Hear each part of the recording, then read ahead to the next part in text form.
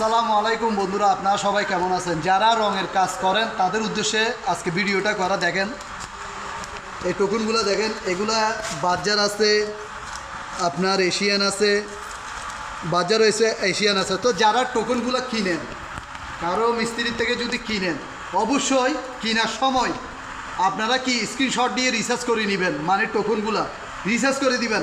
এখনও অসাধু কিছু মিস্ত্রি বাইর হয়েছে, কীরকম জানেন? টোকনগুলো রিসার্চ করে আবার সন্দেহ করে র্যাবেন্ডিং করে আরেকজনের হাতে ধরে দেয়, আরেকজনের কাছে বিক্রি করে। তো আমরা অনেকরা রং মিস্ত্রিরা তাড়াহুড়া করি কি, কারোর থেকে এরকম টোকন পাইলে আমরা কি করি, কিনে ফেলি। তো না, কিনবেন ঠিক আছে, কিন্তু সাথে সাথে স্ক্রিনশট দিয়ে এমবি থাকবে মোবাইলে, রিসার্চ করে নেবেন, রিসার্চ করি দেখে নেবেন।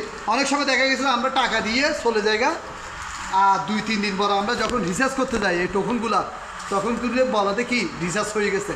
তো আপনারা এরকম ভুল করবেন না। টোকন নেওয়ার সময় রিসার্চ করে নেবেন, যার থেকে কিনেন রিসার্চ করে নেবেন, না হলে আমার মতো প্রতারিত হবেন। আপনারা আমার মতো প্রতারিত হবেন না।